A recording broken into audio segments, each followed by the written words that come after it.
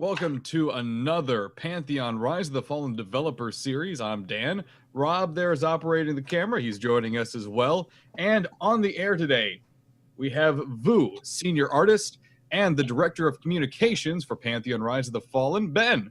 Thank you, gentlemen, for joining us today. Hey guys, thanks for having us again. Thank you. Hello. Starting out here, we have a lot of things going on in front of us. Once again, we see Vu's desktop as you're working on things. We've seen this terrain before a couple weeks ago on our first developer series. You've changed a lot, though. What has all changed in this area so far? Just put a little bit more attention into the surrounding areas, even though this area needs some more work. I haven't really gone over there. I started to put some different little outposts in different areas for people to go and explore. More of a guard defense up here that kind of moves back here towards the other base or the other entrance of the base. And then while it's working, but I'll run around it and show some people what's going on here. You were before that you were looking at different water tones for this zone. We actually got to see you change out a couple times here. How does the water textures and water skins work in the in this development kit? Well, I mean, it's just a shader, an animated shader that's got all the effects on it. There's going to be different settings for nighttime and daytime just to have different reflectivity. Some water is going to have more motion. It's just a lot of it just goes down to the settings that's predetermined, which I really don't have the function or the experience using setting up the shaders right now until I dive deeper into that. But later on, we'll be able to adjust the different colors, the murkiness, the speed of the water. There's other waters like flowing water, and there's like waterfalls and particles that we'll be able to put in there. And along the coastline and stuff like that, would be nice to get some particle effects of just like a little white water of foam in the rivers and different areas like that, just to make things look more alive, more real. We can see a lot of new changes here. Again, we saw this area just starting to come together a couple weeks ago on our first developer series, and it's looking fantastic. It's looking gorgeous. You put so much detail and time into this so far. Semper called this the Sunken Sanctum in chat. Is that what this place is called? This is the outside area. The Sunken Sanctum is actually the dungeon that you explore in, and that is going to be kind of more of a mausoleum type. Is it a mortuary type of building where there'll be more tombs and stuff to describe the dungeon a little bit more. We haven't really gotten into the props and the objects to kind of add flavor. We're just really kind of trying to lay down foundations of how big the dungeons are and how it sprawls out. Now, with that being said, thank you all for joining us once again here on twitch.tv/The Rob and Dan Show. It's so great to have you guys here. If you have any questions, feel free to ask them in chat. We are very much paying attention to it. If you ask a question, we will see it. You can ask a question at any point in time during the broadcast, and I myself will try and pick it up as quickly as possible. Also, you can find our archives of the previous episodes of the Pantheon Developer Series over on a YouTube page at youtube.com/The Rob and Dan Show. Going over things now. What updates in the last week have we had over on the Kickstarter page, Ben? There's been a good bit of activity. We put out, well, when did we last meet? I guess it was last Monday. Last Monday. So we would have had 3 more classes. Which 3 classes were they? It would have been the Enchanter, the Wizard, and the Shaman. We've also touched base on the Halfling and Gnome races. Those races are sort of a stretch goal right now. But as with all stretch goals, if at all possible, we're going to have them in for launch. They're just labeled as stretch goals now until we can get the proper funding to be able to get to there. Gotcha. But yeah, so yeah, I guess 5 in total. And we've done some other updates as well, but those were the big ones. Enchanter, you describe, or the the Kickstarter rather describes as utility, crowd control, buffing, stunning, something that you call mesmerizing and charming as well. Could you just tell us a little bit about these specific mechanics that you guys have imagined for the Enchanter? Yeah, well, it's like anything else when it comes to class design in the fact that we want to make every role not only useful but also fun to play. We had a little bit of a discussion on that, and in fact, there's a recent interview on 10-Tone Hammer as well that discussed that a little bit. Sometimes some of the older games would feel that if you need to be useful in a group, you would have your specific role, but it wasn't necessarily fun all the time. And there's no reason that has to be the case. So with the Enchanter, for example, it's our crowd control. We're bringing back crowd control to a larger extent than has been done recently. It's going to be necessary to use it tactically to control groups of mobs and specific encounters where you're not going to want to fight everything all at once, but you're going to need somebody to be able to control the ads and all of that stuff. So the Enchanter sort of comes in two flavors: the Beguiler and the Phantasmist. The Beguiler is more of a mesmerizing type specialization, so he'll keep mobs locked down and mesmerized so that they're not disturbing during the fight.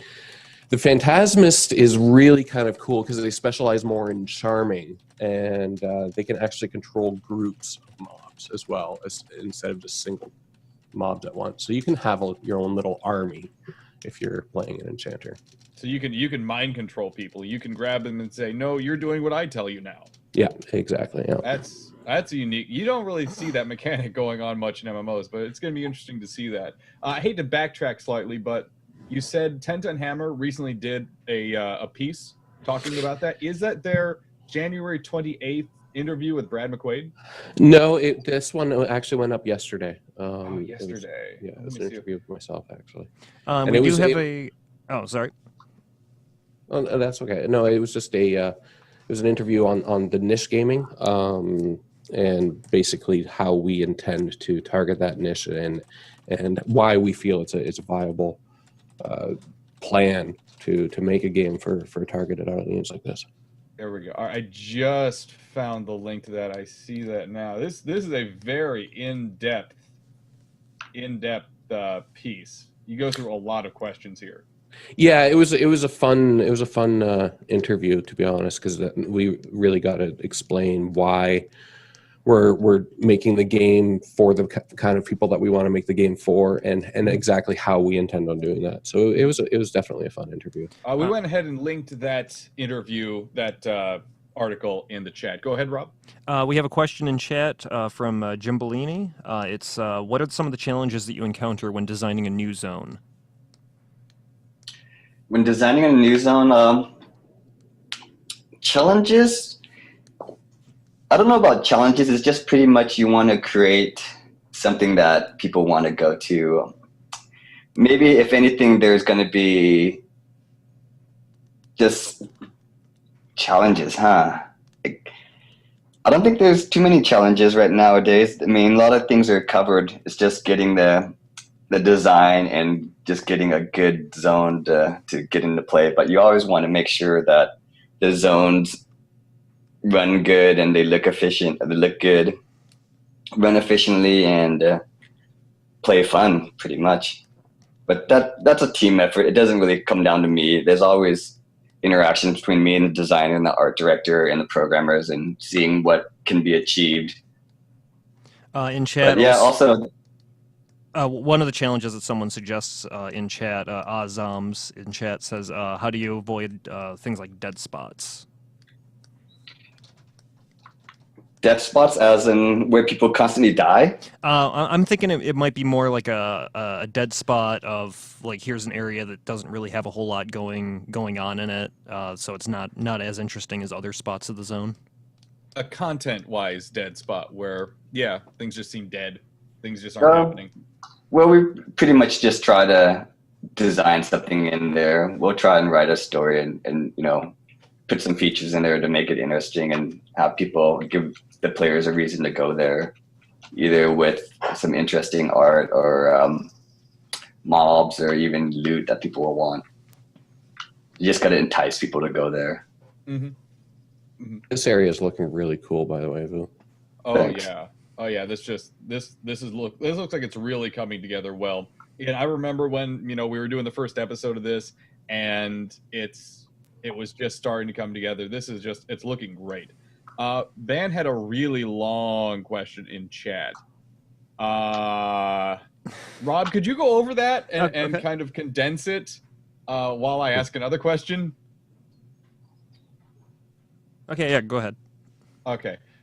Going over quickly to the Kickstarter, guys, it is a strong reminder. Please consider donating to the Kickstarter. You guys have 10 days left to go. I was close. 10 days left to go. Please consider donating. The link not only is below in the video itself, the link is right there. You can just type it into your browser from there, or you can take it from chat. You can also go below the video here and hit the Pantheon Rise of the Fallen button we have in our rules and our different links we have for the Twitch page. Okay, so Banshees is basically asking about pet classes, and he's referring to Dark Age of Camelot. It had the Mentalist class to permanently control one of many monsters in the world as a pet. And pet classes were favorites for solos who had difficulty getting into groups, and he was just a little concerned over the mention about the game being designed mainly for groups. So he was just wondering if there's going to be pet classes as an option for people that are more solo oriented. Well, there is a pet class, and the shaman sort of has a pet as well.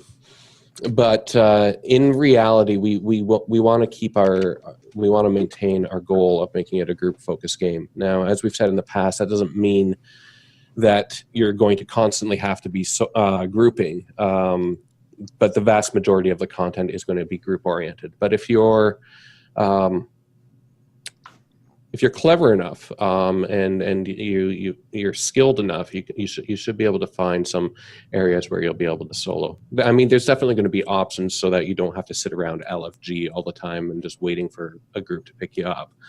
But that being said, like I said, it's going to be primarily group based. Yeah. Going back to questions here, honestly, it sounds like you are going to have some of those pet mechanics too. I was going to go back to questions, but this just hit me like a brick to the head.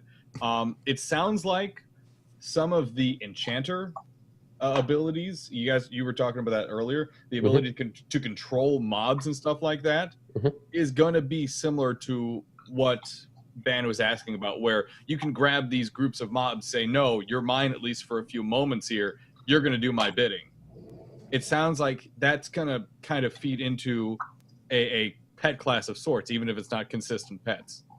Yeah.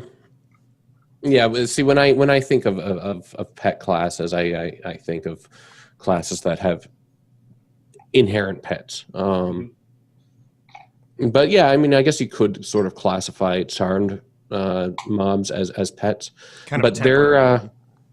they're not going to be necessarily permanent. Well, I shouldn't say that. Salim might have some design ideas where he might decide that there's some option for permanent, but I don't know. That's more of on the design phase. So we'd have to talk to him about that. I wanted to go over the wizard stuff, but there are a couple more questions in chat I would love to hit on here. First one, Amsai in chat is asking about gamepad support. Is that a possibility? Again, it's a little early to say, but from my understanding, that's not too difficult to implement. It would really be something that the designers would go over and discuss. The good thing about our game is that you're not going to have a whole ton of hotbars up at all times. So you'll have a lot fewer abilities. So that being said, it's definitely conducive to more of that kind of controller environment. Semper was asking about the actual textures of this. Vu, Ben, correct me if I'm wrong, but in previous episodes, you have said that a lot of the models we're seeing right now are placeholders. They will be updated. They will be changed. Yeah, most likely. A lot of this stuff is still placeholder until we, can function as a team and sit there and figure out, what things are going to be and kind of finalize decisions. The grass and rock, they're going to be eventually rock still and grass. So that the environment, the building textures and stuff, they're going to be more detailed, and all the color the color should all be palletized and coordinated with each other. So everything still is placeholder, relatively just work in progress. Going on to the next class I want to talk about, the Wizard. I love mage classes. DPS and support, as one would expect. The style is described as magical damage and shape-shifting with arcane elemental damage, teleporting, and party enchantment. Par for the course. We don't normally see shape-shifting as a mage kind of thing, but maybe that's my World of Warcraft experience kind of hindering me there. Tell us more about the Wizard. Well, the cool thing with the Wizard is like you mentioned, the shape shifting. That's just one of the flares that class has. It's primarily a DPS class. You've got two different specializations: the Frenzy and the Aspect. The cool thing about the Wizard is that they're constantly battling the corruption that prolonged magic use has on their minds. So if they go Frenzy, they can really, do some big, heavy damage, but they're going to go insane while doing it. So they're going to either want to kind of limit themselves or just give in to the madness, which will definitely have penalties as well if they end up going that route. The Aspect is more of a melee type idea, although it still has some spell abilities, but it has a shape-shifting abilities to take on elemental forms and can dual wield weapons. So that would be pretty cool too, and something. It's been done on some other games too, but it's not something that you see commonly for Wizards. Sounds like a kind of a low armor battle shaman. Yeah.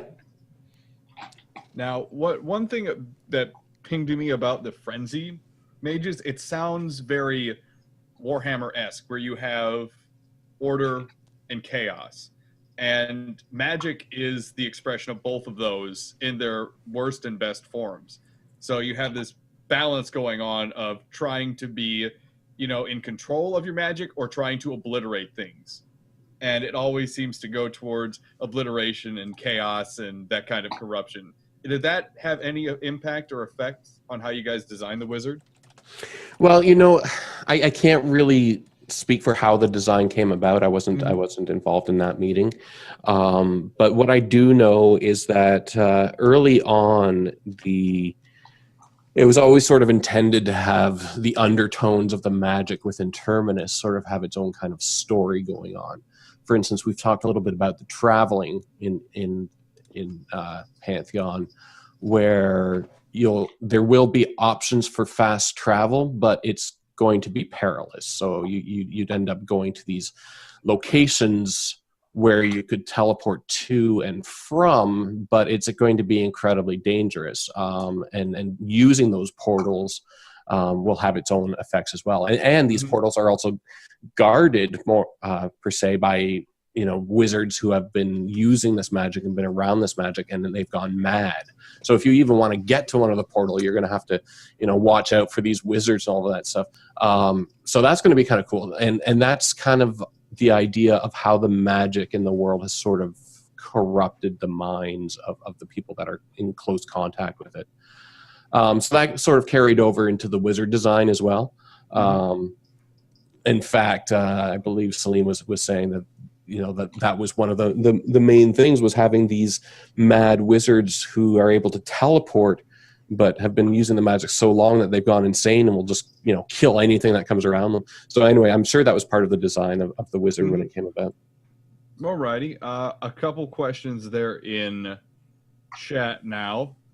A couple saying that they're definitely going to choose madness over survival. Oh my goodness! Now, Not a surprise. Zombies has another question in chat. At first glance at the class list shows us a boiled down fundamental list. However, as a player, I say you're giving the tank up to hybrids. Is this an attempt to please group players with more functionality, even though you water down a tank? Is an EverQuest 1 Berserker-style hybrid or some sort of enraging blow riposte tank to be down the line? I don't know if it's necessarily watered down. I mean, we kind of view things like as MMO players. Oh, it sounds like Salim's here. Salim, are you with us? Yes, I am. Welcome, Yeah. Salim. What's up, Salim? Hey, what's going on? So yeah, with the yeah, actually, you know what? If you want to field that, go ahead, Salim. We haven't given tanks to hybrids. We have a purely physical tank style, which is the what do we call that dude? The Cavalier. The dual shield wielding guy is purely physical. He's effectively an EverQuest 1 warrior with a little flavor. The notion of a crusader does not necessarily mean it's a hybrid. We actually were going to go with Cavalier initially, which is just a knight, but we ended up sticking with Crusader. So yeah, we're not giving up tanks to hybrids, and we don't really view them that way. We just view them as classes. Just, you know, this guy does something cool. This is what defines him as a class, and that's that. Yeah, absolutely. Salim, go ahead and introduce yourself real quick for those that haven't experienced the Pantheon Developer Series before. My name is Salim Grant. I'm the Director of Development. You might also know me as Elias. You know, I want to just really quick throw a question I had for Ben at you really quick about the wizard. Is there any kind of Warhammer influence on the wizard with the whole madness situation? Was that for me? Yes. I'm sorry. Can you guys give me 2 seconds? My wife's calling me with an emergency. Okay. Give me 2 seconds and I'll answer. Sure. I've already answered that question, but it wasn't the proper answer because I wasn't involved in the design of it. So. No, that's fine. That's fine. I was hoping for more information. I'm very curious. Yeah, no, that's all good. Let's. Do we have a couple questions from the chat? I haven't been looking at it, unfortunately. Let's see. Not really. So let's. Well, really would a planeswalker be in danger of going mad like wizards when they shift planes? Oh. That's a really good question. That's something that Salim would also be better fitted to answer when he gets off the phone. we can save that one until Salim gets back. Yeah, not a problem. I would think so because I mean they're kind of going into that same realm anyway, right? Mm-hmm. Like and that whole realm is what's disrupted. Okay, back. All right. Sorry, very, very sorry about that. No, That's no okay. problem at all. We're just redesigning the game. It's yeah, Oh, nothing big, no big deal. Okay. The chat had a question for you. Semper, I'm sorry, not Semper. Amsai was asking, would planeswalkers be in danger of going mad like a wizard when they shift planes? No. So a planestalker is just shifting into. Okay. He's shifting into kind of stepping into that full, and a planestalker he's effectively soaked himself in this planar energy as a part of his training. He's given up the whole physical side of stealth and all that stuff, although they're still stealthy. They just do it in a different way to kind of become one with it, and his, you know, that just translates into being able to somewhat manipulate it or just kind of exist within it. Whereas the wizard he's channeling that energy through his body constantly. He's acting like basically a shunt for this chaotic magic, which is why he's kind of like, oh man, I don't know what's going on. His brain is just flipping out because controlling that level of power is just insane. Alrighty. I believe that. Yeah. Sorry, that was my I mispronounced that. It's not Planeswalker. It's Planestalker. Oh, that's fine. That's fine. And some confusion in the chat, like, what? No, that was just me misspeaking. One more last class that got revealed the past week. We have the Shaman. Yes. It is a healer, debuffer, and support. Salim, can you tell us more about the Shaman? This class actually, yeah, I'm really, well, of course, if you guys have heard me talk about any of our classes, I'm excited about all of them. But this one, you know, last night again, like the wizard, I was just like, oh my god, I can see us do this, that, and the other. So, you know, anyone who played EverQuest 1 Shaman, this one is steeped deeply in that notion of this, you know, extremely versatile class. You know, threw regions on people, slowed mobs, had a cool pet, you know, cannibalized itself for mana. You know, just kind of this cool package. You know, it wasn't super powerful, but just really fun to play. This is the same deal. We took the notion of that shaman and tried to focus on its two elements, kind of like what we did with the enchanter. And so one side of it is what we're calling a ritualist, and this one is inspired by kind of a witch doctor or a voodoo type class. And this one can basically take the spiritual energy and can breathe life into like voodoo dolls and throw them. So, you know, just imagine like you have this cool stitched up doll, and you know it whispers something and like kind of blows this life into it, and it whispers like the ritual incantation for a bomb, and it throws it into the crowd, and it sits there, and this little dude, this little voodoo doll, maybe has a little knife in his hand, he's just sitting there and he's powering up and he's just like laughing wickedly, and then boom, he blows up. Or it turns into this giant, you know, voodoo golem that starts attacking things nearby. Could also have like a miasma aura on it that just debuffs these things around it, maybe keeps their attention. You know, the ritualist is the healer. What else does the thing can do? A lot of stuff, but ultimately it's just like it's the witch doctor. It's doing rituals, it's you know, doing dances and stuff like that, and summoning healing rituals on its group, and there's a lot of really cool gameplay and imagery with this guy. If anyone's played Zelda Majora's Mask, just think about the creepy, man, what was that character called? There's a creepy character that had, what's that? Mask Kid? I think it was a Mask Kid. The character that had like the camel accompanied with the kind of that creepy like clacking sound, and just had the mask, and yeah, my brain's starting to think about kind of the art side of this thing, what we could do. But so it's just kind of like that. These guys maybe has a staff with like bones on strings, and they kind of clack around as he walks and stuff. So very, very cool concept. The other side of it is basically it started out as kind of in my mind, I wanted to just have this kind of brute shaman who mainly wielded like two-handed hammers, and had his pet with him, and he would just go in there and he would just do crazy stuff, you know, throw poisons here and there.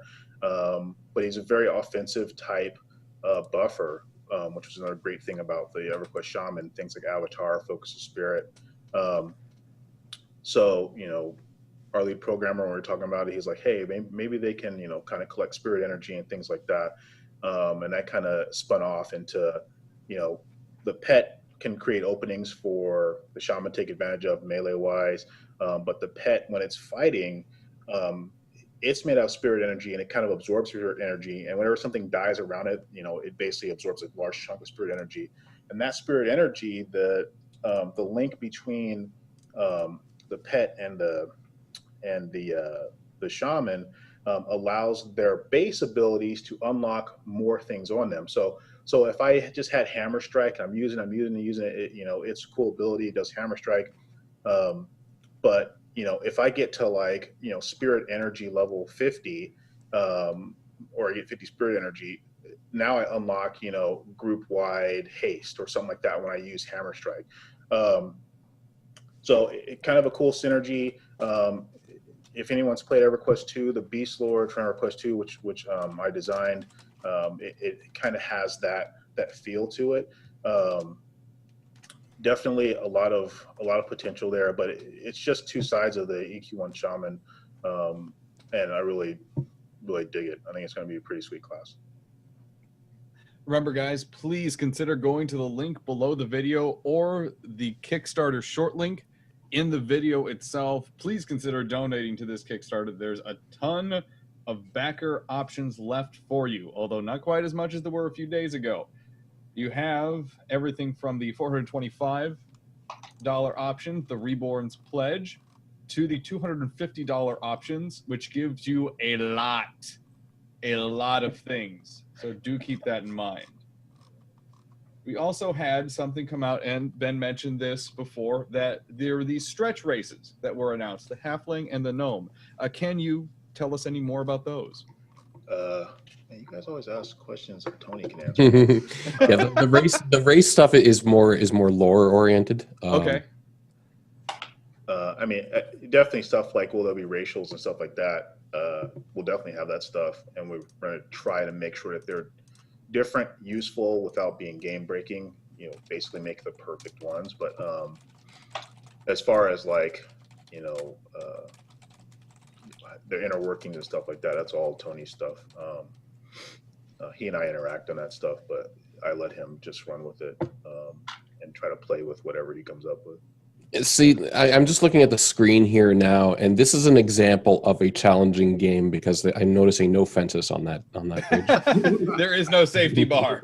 Yes. Good luck if you fall off. Yeah, and one of them will probably be a trap, and you'll probably have to, you know, figure out which one not to fall through. No, It's perfect. It'd just be a wind trap. Yeah. Play off the side. Oh, It's just going to be a tightrope, and you're going to have to tightrope it across. There was a question for Ben in chat. As Relics had this to say: any plans on throwing out a concept arts demo, gameplay, etc., etc.? With there being only 10 days left in the Kickstarter, people are starting to get itchy for those kinds of things. Yeah, I mean, we're doing all that we can. We have Vu working on this stuff, and then we've got our lead artist as well, James Rochelle, doing what we can. In terms of a playable demo, I don't think you're going to be seeing that before Kickstarter is over, but it's definitely something that we want to work on. Now, you were saying previous that you had a combat, like an in-house combat demo. Well, we're working on the combat system. Okay. In-house. Yeah, it's not a demo. It's a prototype. It's one of our earlier prototypes of combat. We're just trying to test out the concept to see A, if it would work, and B, how it would feel. Okay, so just internal concept at the very moment. rudimentary. Yeah, it doesn't have full animations or anything like that. It's No. just. There was a question earlier, and I do not remember who asked it. I apologize for that. But there was someone asking what you guys have so far for a combat system in game. So pretty much everything that we release about the combat system on the website is functional in the prototype. Setting up abilities, putting abilities in different sets, swapping out those ability sets, all that stuff is functioning. The notion of preparation, all that stuff, is just part of the combat. But we don't have abilities dropping or anything like that, because once again, it's just a prototype. It's a prototype of combat specifically. But all that functionality is there and working. The core part of combat, everything that we posted is currently in there working.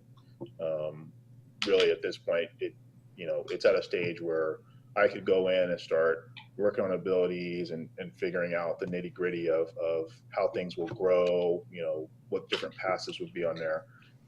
So it's that part of it is actually pretty well done. Just needs polish, and it's obviously rough edges, but yeah. Right now in front of us, we have the dragon. It is much more detailed and much more quite dynamic than we saw previously. It's starting to really come together here, Vu. Any ideas yet to what you want to use it for? I know you were talking a little bit last week about that. Anything concrete yet? Well, I'll try to sneak it in the game somehow. He'll get in there. We also had another question for you specifically, Vu. How often are you working on the map that you were previously showing and the dragon? How often during the weeks do you do that? Well, divvy's up. Actually, I was going to show you guys. Actually, I started another map here on this terrain. We're working on getting the terrain system, and I still need to get like some splat maps and stuff like that going on with the texture transitions and stuff like that. But just getting a height map in there that we're creating with a different program board machine, and being able to produce large outdoor zones. And this is just one of the terrains I created. There's no color mapping or texture transitions right now, but this is just pretty much getting a height map in there and getting a large zone relatively quick and easy. Well, do you have plans yet for the zone? I see it's called the Wastes. What's the concept going into this? This is actually the area that was supposed to be where there was a lot of impact going on with the planar collisions. So there's supposed to be some activity going on, and there'll be some dungeons and other areas that people will be able to explore once they go through here. But it's kind of basing it off this scene right here on my desktop. Just kind of gonna be more of a, area with cataclysms and explosions and, little ruins where people will be able to go and explore. Mm-hmm. But it's just the process of getting a large overland area in there, and that way we could go in there later on and kind of flesh it out in detail, put in some points of interest and some indicators of dungeons. Mm-hmm. Amsai in chat was asking about mobs. What work have you guys done so far on the mobs, and is there anything you could show us that are semi-finished or finished mob models? No, we don't have anything going on with the mobs yet. Not that far in development? No, not yet. What concepts do you guys have then for what kind of creatures, what kind of mobs you'd like to throw at people? We have a bunny mantis. We got a dragon. Yeah, we got a dragon. Yeah, we don't have much for concepts of that stuff just yet, and we're still trying to figure out population tools and areas and all that stuff. So before we concept out mobs, we need to know what mobs we actually want in certain areas, things like that. And ultimately, the first thing we would concept out is our races, just to get those things rolling. Two other questions that I can kind of combine. R. Flynn 74 and NY Dosa. Hope I'm pronouncing that right. Probably not. They're asking basically about the scale of the world. R. Flynn asks, is it going to be scaled larger or smaller than Vanguard? And the other question is, what is your thoughts between an EverQuest-like zones versus a more larger open world design? Would it be like server load, based off a server load, or a return to being able to zone off mobs? And we're going to be a zone-based game. How large the zones are, can't really say. They probably won't all be the same size, but the largest zone, I couldn't say what that would be. As far as overall world size, we have Celestius, the continent, and there's some other continents that are in the lore. But how big Celestius is, really don't know at this point. It would certainly not be as big as Vanguard, because Vanguard's 3 continents and very, very, very massive. And for a team our size, and just with what I experienced working on Vanguard, having a large world isn't always the best thing in the world. Populating that world, keeping it interesting as far as population goes, is not simple. I like the notion of a zone-based world, simply because you can theme the zone and you can have some level of control when it comes to events and things like that. There were a lot of nightmares dealing with the seamless world of Vanguard. So yeah, the plan right now is to be zone-based. How large they are, I couldn't really say right now. That's some research that we have to do in that regard. And with the overall theme of the game that you've mentioned on the previous two developer series streams, you were saying that with the way the planes are basically smashing into each other, the scale of the world could possibly increase with new planes slamming into the current one. Yeah. Our lore gives us a lot of potential. Once again, I referenced the Palladium paper and pencil Rift. I mean, all I had to do was drop a new source book, and it's like, oh, well, here's Atlantis. We're kind of in that same vein. We could literally just pull a plane out of anywhere and just say, okay, here's a new theme, as long as it fits. Which is kind of weird saying as long as it fits when we're talking about a planet made of a bunch of random planes, but as long as it fits within our overall theme of fantasy game, it should be fine. But if we wanted to, jump the shark and do that, our lore supports it inherently. One thing I would really love to ask myself when it comes to zones and races and people in that regard, what are the factions going to look like for this game? Are there going to be multiple factions? Is there just one faction? Is there just two? And how do those factions interact? Are you saying PC to PC factions or Yes. PC to NPC factions? PC. PC to player factions? Is everyone one faction, or are there multiple different player factions like Alliance or Horde, or is it more like PlanetSide 2 where there's three factions? Well, there will definitely be a notion of racial differences. How far an offset that is, we still need to. I mean, Tony and I have to talk about what that translates to in a game. But the notion of being KOS because you're a certain race, those things will definitely exist. Whether it's the player race directly, like the gnome starting area and an ogre comes over, whether they be KOS there versus just gnomes out in the world, is something that obviously we have to work out when we get down to the nitty gritty. But a varied amount of races or factions and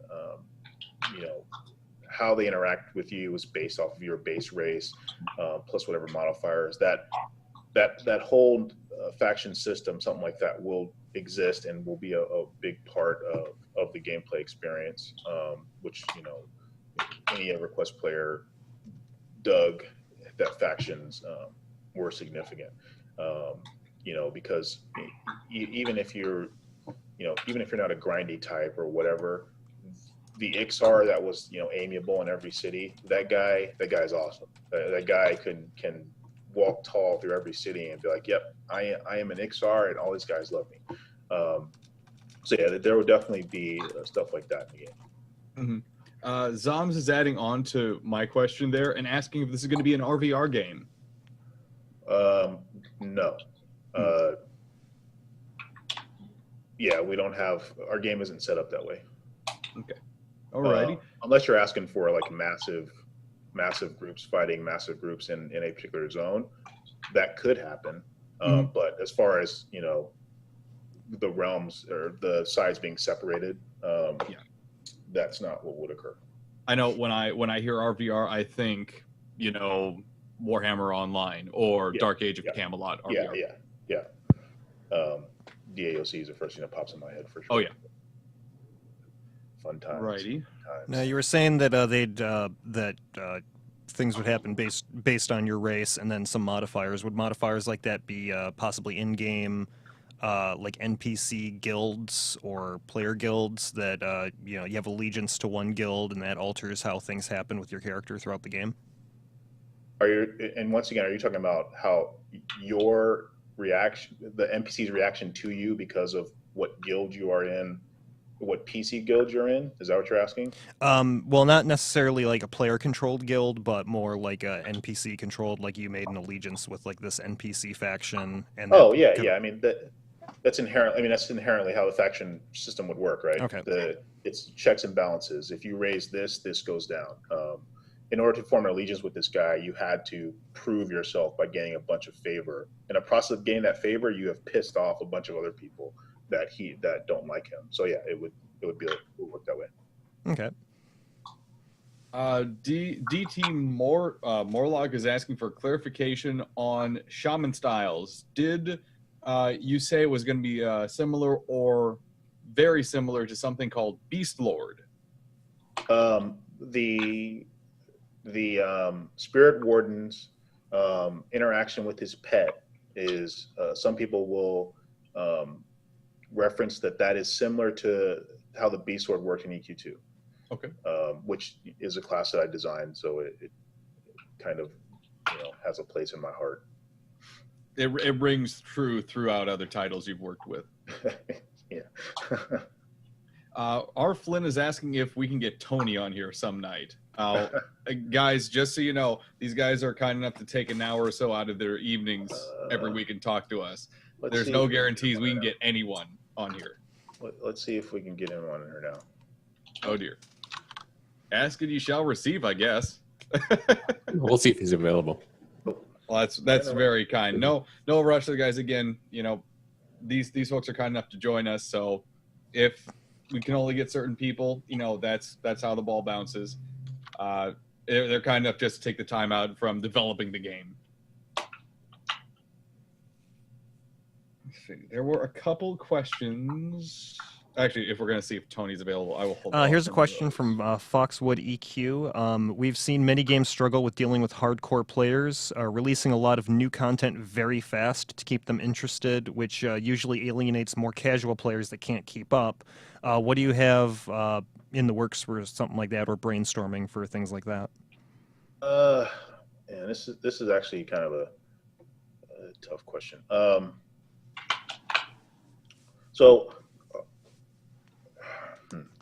Our game.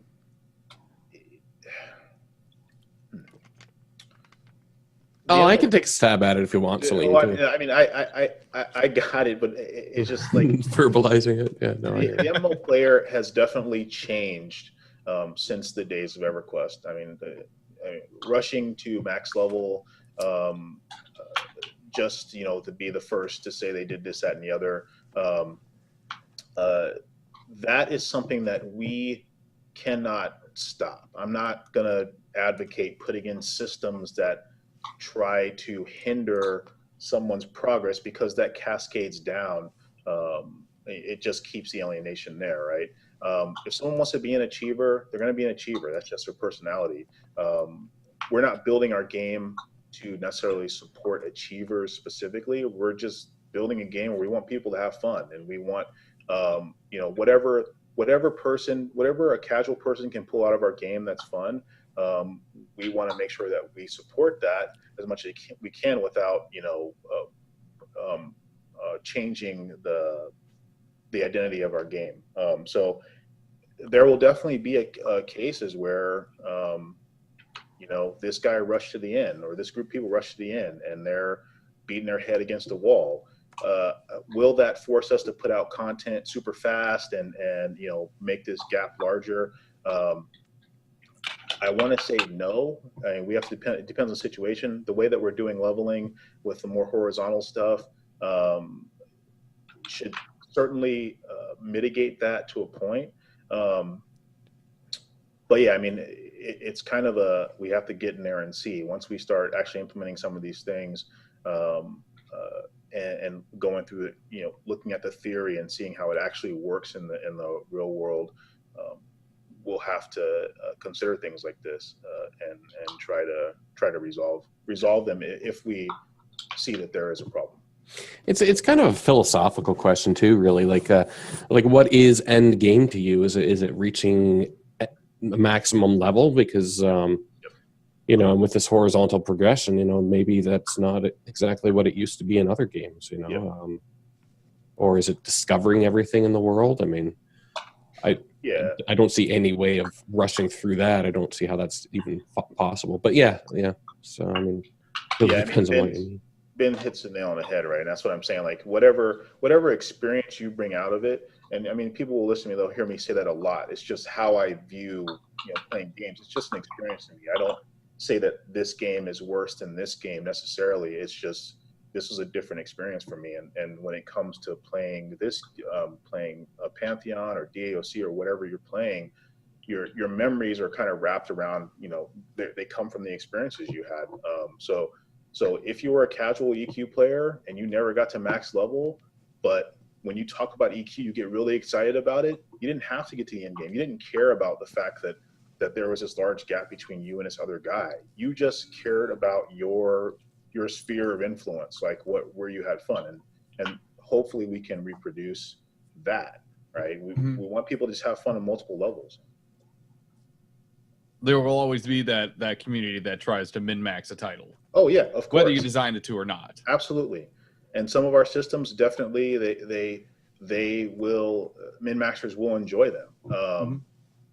Will the content want you to min-max? There's certainly going to be encounters that are going to have you at the blistering edge. You need to make sure you get your hit points up. You need to get your mitigation, but that's just a natural. I mean, that's just how mechanics work, right? If you want to do the hardest stuff, you got to get the best gear. You got to have some experienced players. You got to have some level of coordination. It's just a fact of life, a fact of gaming in general.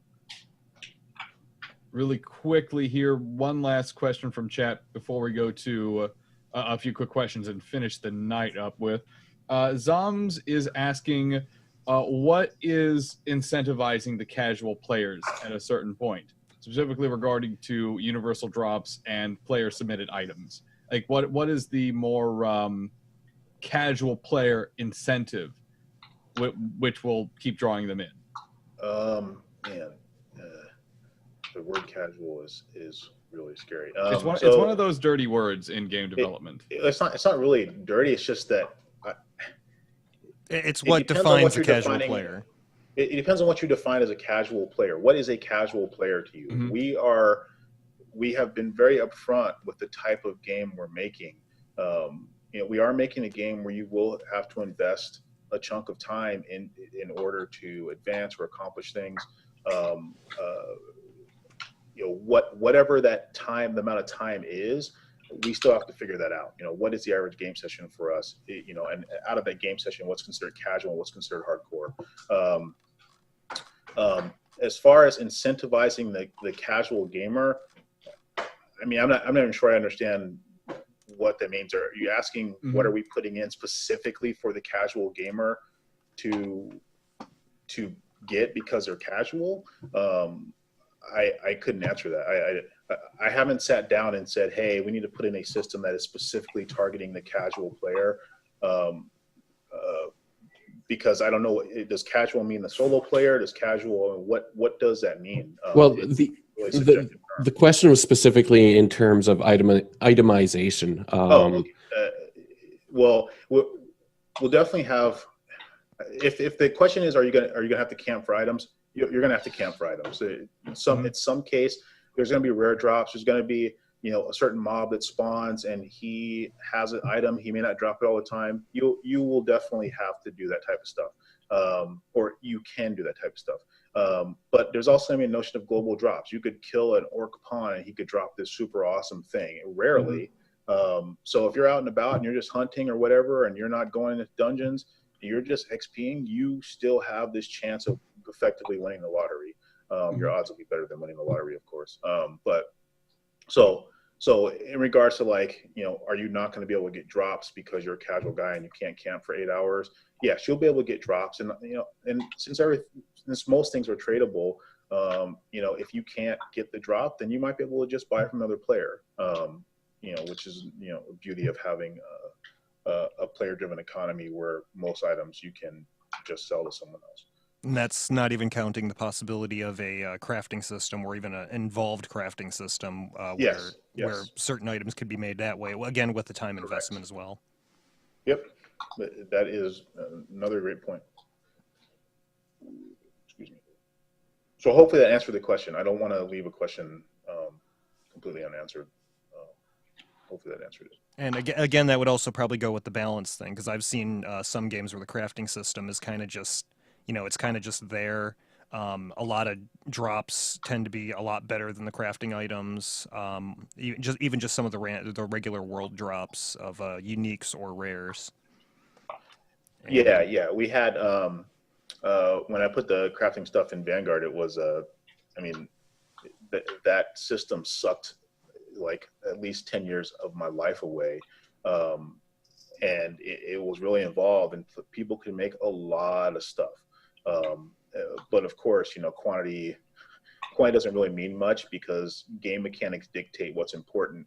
And, people just made a few things out of the, couple 700,000 things that they could make. They only made, I'd say upwards of 100K, if that. So yeah, that's a delicate balance. Vanguard, it was a nightmare. Eventually we put in stuff like, having components drop in the APW, that required crafters of max level. But all that is saying is that, your guild just has to get someone up to max level super fast, so that they can craft these top end items. So it kind of, it just creates kind of this weird, uncomfortable situation as far as the system is no longer fun. The system is just, a wall that I have to get over to get this item.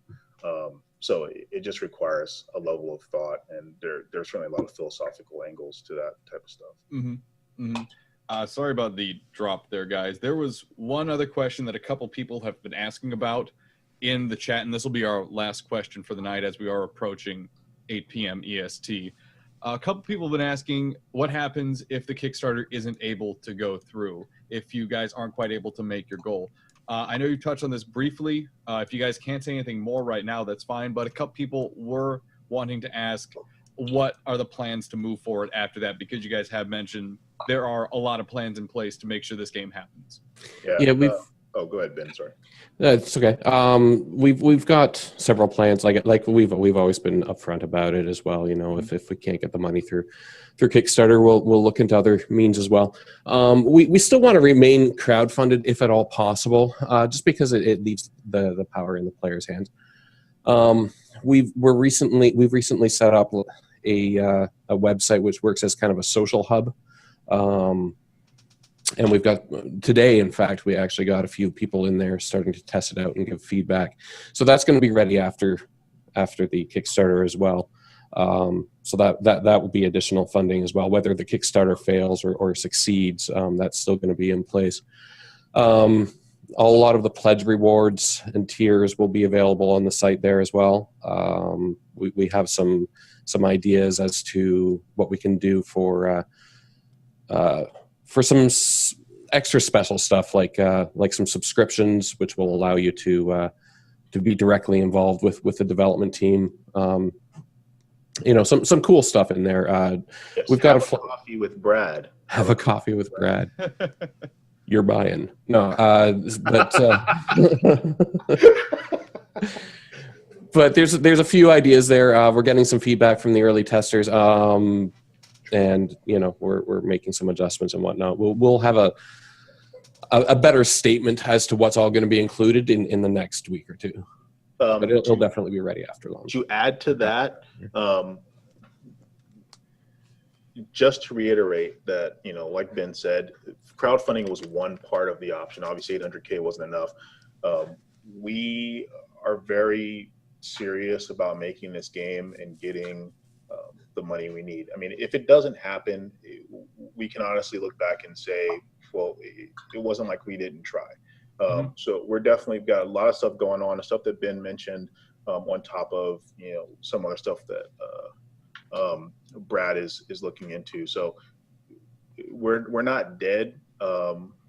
Obviously, we would rather have this thing be, already over a couple $1 million, but things don't always work out exactly how you want them to.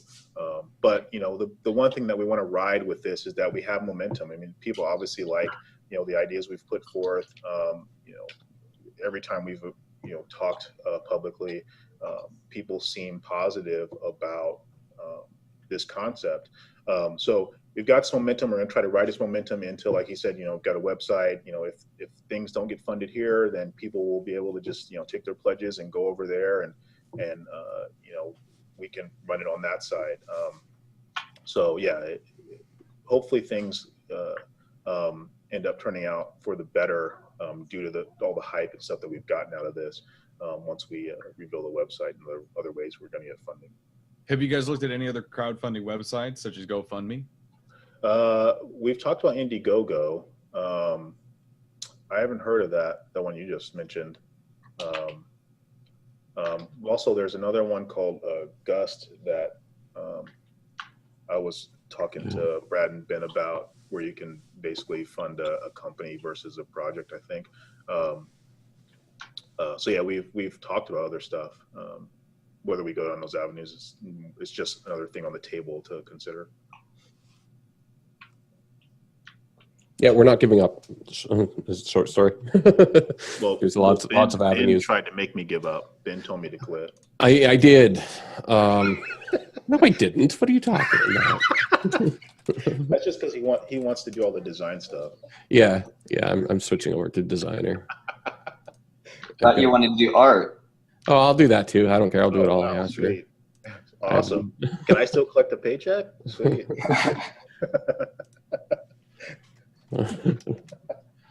So we are wrapping up here as I get kicked offline again. This does not bode well for Terran Tuesdays. Uh-oh. This does not bode well. I cannot fight a war if I can't even stay connected. Not good. So thank you guys again. Appreciate your honesty. Appreciate you being very open with our audience. I'm sure they absolutely love it. They've been eating it up all night in chat. Thank you so much. Once again, guys, please go to the Kickstarter, support them. Tell your friends about the Kickstarter. Post links to these videos, to their Kickstarter, to their websites, on your Twitter, Facebook, Steam groups, everything. It's so important that you do so. We have a giveaway to do real quick. Yep. We have a Rob and Dan giveaway to do. Rob, take it away. We are going to be giving away a copy of Elder Scrolls Skyrim, and it's going to be This giveaway is going to be run through the Nightbot that we have set up in our chat. So if anyone, we'll give like about maybe 30 seconds to a minute so people can voice out in chat. And it's going to be to a random active chat user. So if you're simply lurking right now, just say hello in chat. That way Nightbot will take you into consideration. And actually, that might not work. It says right here, active chatters are defined as users who have spoken in the past 10 minutes. So it might not work out that well for other people. But yeah, it's a copy of Elder Scrolls Skyrim for Steam. And if you are the lucky winner, please send a message to the Rob and Dan Show here on twitch.tv and send your Twitch... or send your Steam email address, and then we will send that game right out to you. Mm-hmm. We do these every so often, every few days. Not quite as much lately. We've been skipping on it for the last week or so, but we do love doing these every so often, which is just another wonderful reason to spend a little bit of time here every week. Okay, so I'm going to click the giveaway button now, and we'll see who gets it. IT Paladin, you are the winner of the copy of Elder Scrolls Skyrim. If you already have a copy of it, just let us know in chat, and we will send that off to somebody else and just re-roll the giveaway. If you would like it, then just, again, go and send us a message on twitch.tv to the Rob and Dan Show account, and just send your Steam email address, and we will send that game right out to you.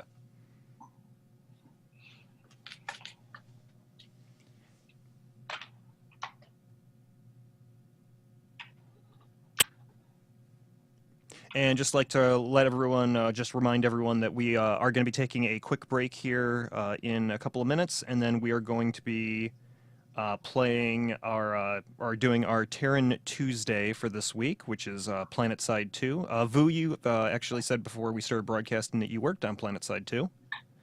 Yes, I did. I did the props and structures and terrain stuff there, and I am TR. I was on what server was I on? My character was Taco Shop, but I'm trying to remember what server. I haven't played in so long. I got to jump back in there to get it. But yeah, I do enjoy the game still, and I'd like to get back in there and play some. Oh, IT Paladin said he already has a copy of Skyrim, so we're going to re-roll on that and see if we can get another lucky winner. Re-rolled Sedona? Sedana. Zep Sedana, you are the re-rolled winner. Just let us know in chat if you already own the game or if you don't, and then if you don't already own it, just get a hold of us Twitch on twitch.tv, the Rob and Dan Show account. Send us a message with your Steam email address. A quick bump before we go off here too. KTAM Radio did an interview with you guys, and they're just they loved it. They had such fun with it. We had a link to them. They were kind enough to post a link in the chat if you guys are so interested, if you have not heard it yet.